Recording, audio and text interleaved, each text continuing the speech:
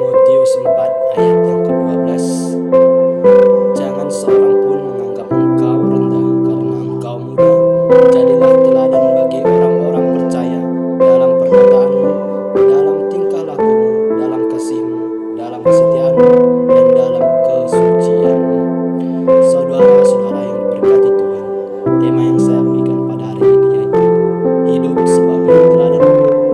Ada sebuah kisah tentang seorang pemain bola muda yang berusia 17 tahun. Ketika ia bermain di tim senior, banyak yang mengatakan dia tidak bisa bertahan di lapangan. Namun ketika memasuki babak pertama, dia barusan mencetak gol. Dari situ ia banyak dihargai, bukan karena usianya, melainkan kualitas dia bermain di lapangan. Demikian juga dengan kehidupan rohani kita. Kadang banyak orang yang meremehkan kita dari segi usia kita, latar belakang kita, dan pengalaman kita. Tetapi yang membuat kita dihormati bukanlah dari segi usia kita, umur kita, atau gelar kita, tetapi teladan hidup kita.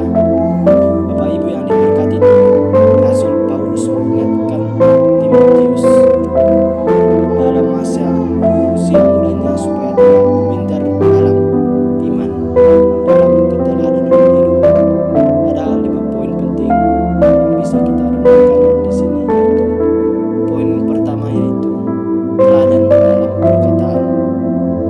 Banyak di luar sana berkata-kata ingin menjatuhkan, banyak di sana berkata-kata tidak membangun, tetapi kita diingatkan di sini supaya teladan dalam perkataan.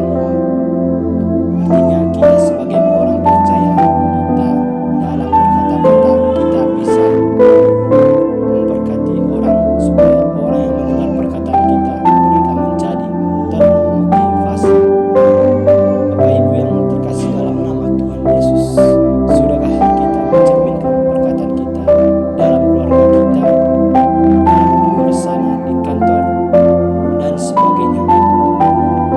Bapak Ibu yang terkasih dalam nama Tuhan Yesus,